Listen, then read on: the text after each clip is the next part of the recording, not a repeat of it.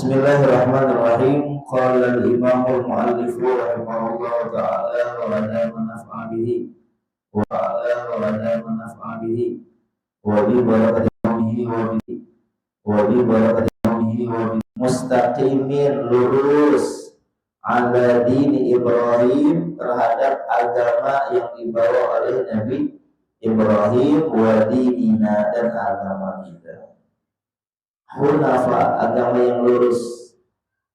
Wa yuqimus shalah, baru mereka disuruh mendirikan sholat. Wa yu'tuz zakat, membayar zakat. Wa dzalika dinul qayyimah, inilah agama yang lurus. Nah, kan yang diperintah tadi orang Yahudi, orang Nasrani, bukan kita orang Islam. Maka dijelaskan di sini, ya, ada satu kaidah mengatakan wal ibrah, ya, kalimat tadi wa ma umiru tadi sampai seterusnya itu bi umumil lafzi la bi khususis sabab. Memang kalimatnya khusus untuk orang Yahudi dan orang Nasrani, tapi umumul lafaz, tapi ditujukannya untuk umum, artinya buat kita juga, bahwa kita semua diperintah oleh Allah untuk menyembah Allah, mentauhidkan Allah, mengesahkan Allah dengan ikhlas, tidak tercampur dengan perbuatan syirik, terus lurus di jalan agama yang dibawa oleh Nabi Ibrahim yang sampai kepada Nabi Muhammad sallallahu alaihi wa alihi wa sahbihi wasallam. Nah, kemudian bab ini juga dicantumkan surah Asy-Syura ayat 20. Allah Ta'ala berfirman, "Man kana yuridu hartsal akhirati nazid lahu fi hartsih wa man kana yuridu hartsad dunya nu'tihi minha." Kata Allah, man kana yuridu hartsal akhirah, siapa orang yang menginginkan ganjaran akhirat, yaitu pahala, nazid lahu fi harthi, kami tambah buat dia pahalanya, kebaikannya dilipat gandakan sama Allah, minimal 10 kali lipat sampai seterusnya. Wa man kana yuridu hartsad dunya, dan siapa yang tujuannya ingin dunia, nu'tihi minha, kami kasih juga, kata Allah Subhanahu wa taala. Ya. Tapi bila tad'if, tapi tidak ada kelipatan. Nah, ini menunjukkan Allah mau ngasih tahu kalau kita amal lalu tujuannya akhirat, itu Allah kasih keinginan kita, dan Allah kasih kelipatannya minimal 10 kali lipat. Kalau kita beramal tujuannya dunia, Allah kasih juga. Allah mau banyak banget, dikasih juga kita dunia. Tapi kata Allah enggak dikasih kelipatan. Nah, tinggal kita milih, kita beramal buat siapa, untuk apa, untuk akhirat atau untuk dunia. Nah, tinggal kuncinya di mana? Pada niatnya. Di dalam kitab Ta'limul Muta'allim itu dicantumkan satu hadis. Kata Nabi, kam min amalin yatasawwaru bi'amali ahli dunia. Berapa banyak amal yang kelihatannya seperti amal dunia gitu, lalu bisa berubah menjadi amal akhirat. Dengan apa? Bihusnin niyati, dengan niat yang baik. Wa kam min amalin, dan berapa banyak amal yatasawwaru bi amalil akhirah, kelihatannya nih kayak amal akhirat, Yang kita lihat di mata kita ini pasti amal akhirat, tapi bisa berubah menjadi amal dunia. Apa sebabnya? Bisu'in niyah, karena niat yang jelek. Jadi rumusnya 4. Yang 3 jangan kita pakai, yang 1 harus kita pakai. Pertama, niatnya baik, amalnya baik, maka hasilnya baik. Niatnya baik, mau bantu orang susah. Amalnya baik, dia kerja halal, dapat penghasilan yang halal, lalu dia kerjakan, maka hasilnya baik. Yang kedua, niatnya baik, amalnya buruk, hasilnya buruk. Ikut mabuk, minum, kok itu mabuk? Aneh, bagian daripada dakwah. Bisa jadi ntar mereka aneh aja, ya, ikut sholat segala macam, nggak bisa. Ya, itu niatnya baik, tapi amalnya buruk, maka hasilnya buruk. Yang ketiga, niatnya buruk, amalnya baik, hasilnya buruk juga. Buruk juga. Niatnya buruk, amalnya baik. Amalnya apa? Sholat Jumat. Amalnya sholat Jumat. Bagus nggak? Tapi niatnya apa? Mau ganti. Dari nyekermen ke nekermen, ya. Dari nyeker jadi karfil dan segala macamnya tuh. Nah, amalnya baik, tapi niatnya buruk, hasilnya buruk juga. Yang lebih parah, niatnya buruk, amalnya, nah itu parah. Nggak usah pakai ditanya hasilnya itu. Nah, maka harus selaras antara niat dan perbuatan. Karena orang-orang sekarang gampang banget memanipulasi kata-kata. Kenapa Mbak Fulana kok tidak berhijab lagi? Ya, saya tidak mau menjadi orang munafik ya. Ya, salah. Ya, yang penting selama saya masih baik, saya tidak menzalimi orang lain. Ya, menurut saya itu udah baik, nggak bisa. Ya, niat baik harus disertai dengan amal yang baik. Ya, jangan diputar-putar, itu udah rumusan. Ya, jadi ini dia kali. Jadi dari 4 tadi itu yang 1 yang baik, yang 3 buruk. Nah, hati-hati makanya kita.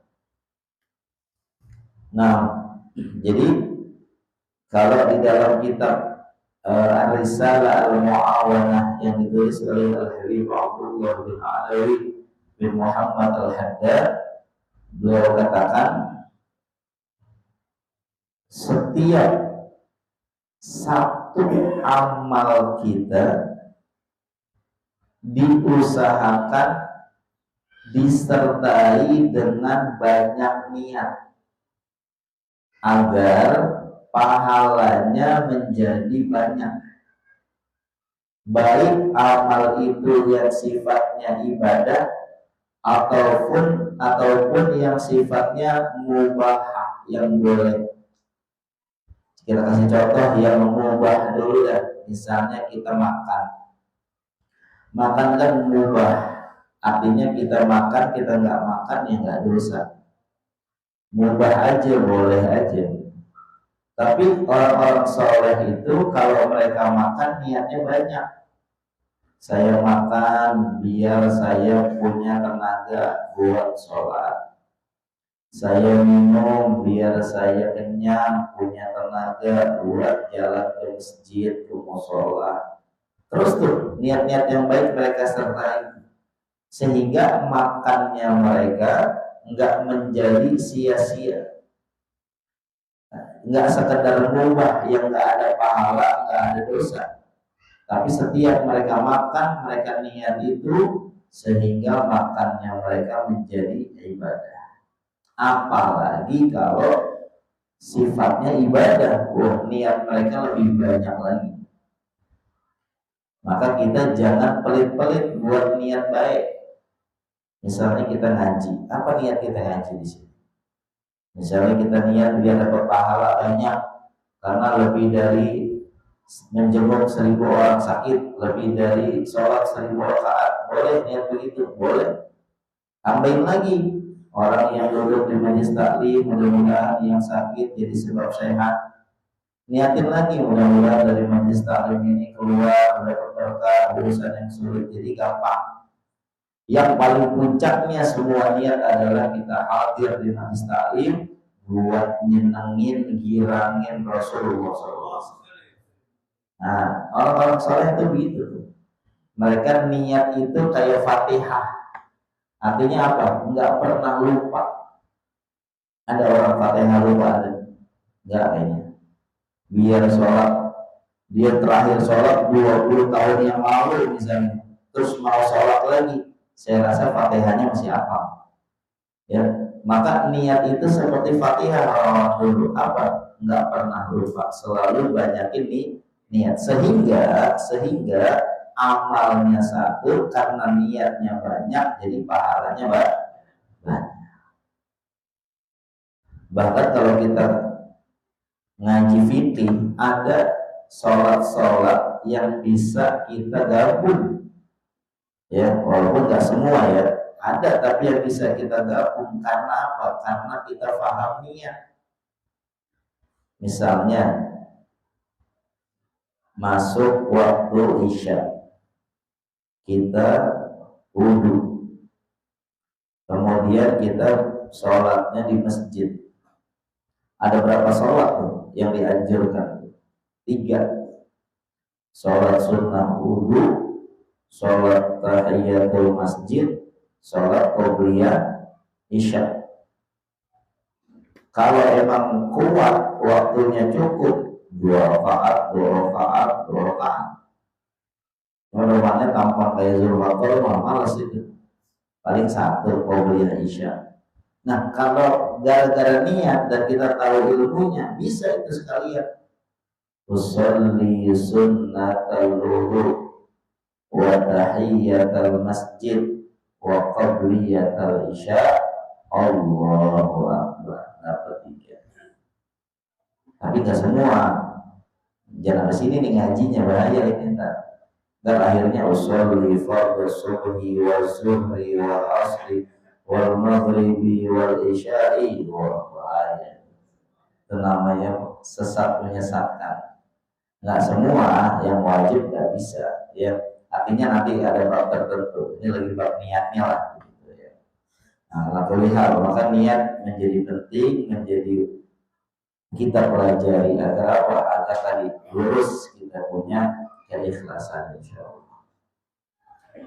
Nah, wa an Umar bin al-Khattab radhiyallahu anhu qala sami'tu Rasulullah sallallahu alaihi wasallam yaqul innamal a'malu binniyat wa innamal likulli imri'in ma nawa faman kanat hijratuhu ila Allah wa rasulih fa hijratuhu ila Allah wa rasulih wa man kanat hijratuhu lidunya yusibuha aw imra'atin yurkihuha fa hijratuhu ila ma hajar ilaihi. Ini hadis yang sudah kita pelajari waktu Arba'in Nawawi yang lalu di hadis yang pertama. Jadi Nabi mau ngasih tahu bahwa amal itu ada niatnya masing-masing. Sebab hadis ini para ulama mengambil istinbat hukum. Minimal kata para ulama ada 42 amal yang gara-gara hadis ini dicantumkan rukunnya itu niat. Puasa Ramadan niat, puasa sunnah niat, sholat wajib niat sholat sunnah, niat zakat, niat haji umroh, niat. Banyak tuh amal-amal yang jadi ada rukunnya, diantaranya niat, asbab daripada hadis Nabi SAW. Para ulama kajiannya luar biasa, ya, sehingga niat itu sampai diajarkan betul, ya, dari setiap ibadah supaya kita tidak salah. Ya, seperti misalnya niat puasa. Kapan tuh waktunya niat puasa? Ulama ngajarin kalau puasanya wajib, berarti niatnya di malam hari sebelum masuk waktu subuh.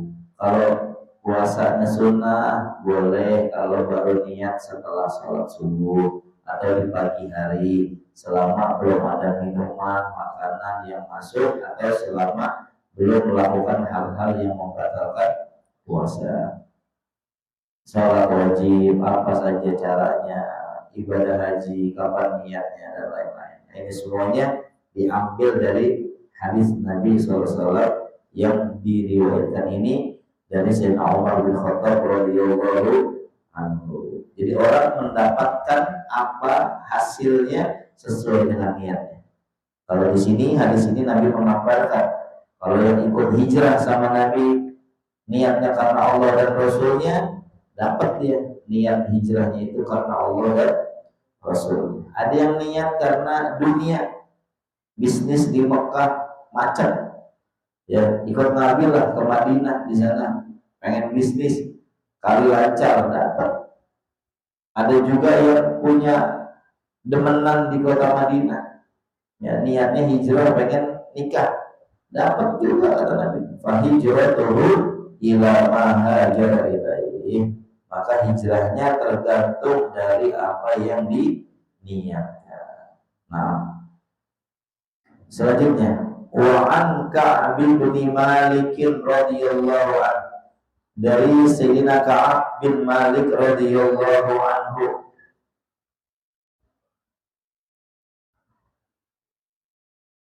anna Rasulullah sallallahu alaihi wasallam qala, bahwasanya Rasulullah sallallahu alaihi wasallam bersabda, man talabal ilma, siapa yang menuntut ilmu, liyumariya bihis sufaha, niatnya untuk ya mendebat as-sufaha. Sufaha ini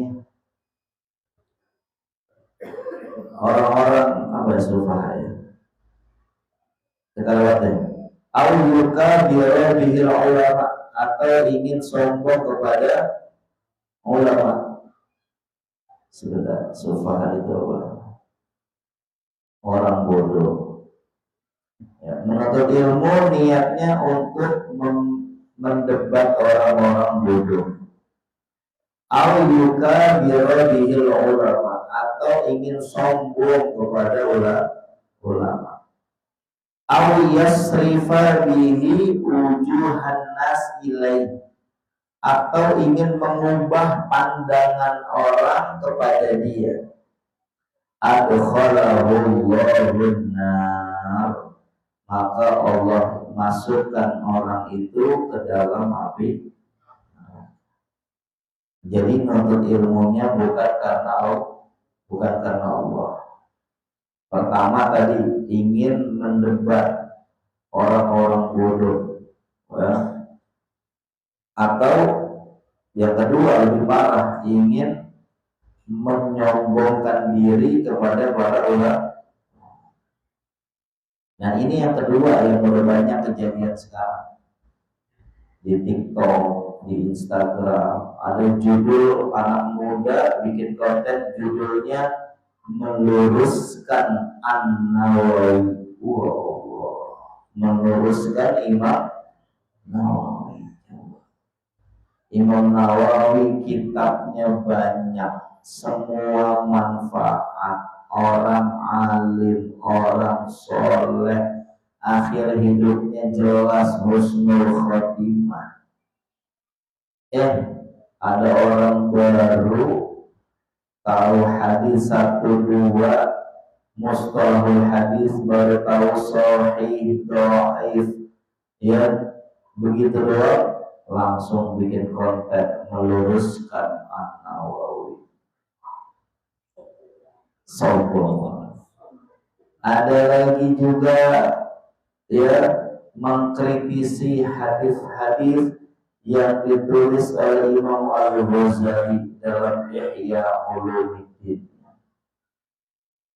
Kata dia nih, Imam Ghazali pernah bilang ilmu saya dalam hadis itu lemah. Ya, maka katanya Imam Ghazali waktu meninggal katanya itu lagi meluk Sahih Bukhari. Wah.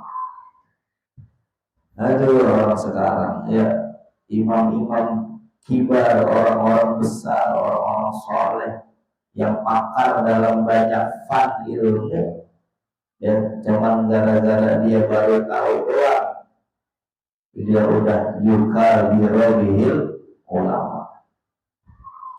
Kalau saya sering nyontohin begini, ada orang dulunya matanya buta, lalu pas baru melek dia lihat gajah, tapi baru lempengan kupingnya doang dia lihat gajah itu kupingnya lebar. Habis itu dia nggak lanjutin pandangannya, langsung ngasih tahu orang. Dia bilang, jemaah, gajah itu kupingnya lebar.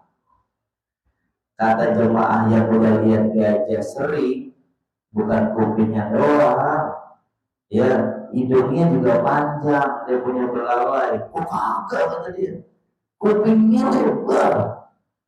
Kata jemaah yang lain, bukan kupingnya doang, badannya juga gede, perutnya gede. Enggak, kuping. Nah gitu, kira-kira begitu tuh. Udah goblok, pekak lagi. Ya, akhirnya orang sombong sama ulama, ya Allah. Ya, ada lagi sama ajarannya kayak kita, enggak bidah-bidah, enggak. Kata dia, Imam Nawawi mewajibkan setiap nasab itu harus diverifikasi. Diambil ucapannya Imam Nawawi. Bagus ya? Bagus. Tapi satu pendapatnya lagi dari Imam Nawawi juga, yang beliau mengisbatkan nasabnya Ba'alawi tidak dipakai. Itu namanya dalam keilmuan pembohongan publik.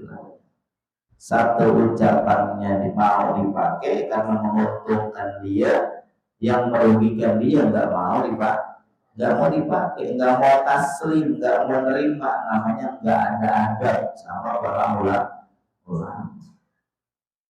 Yang begitu udah ya.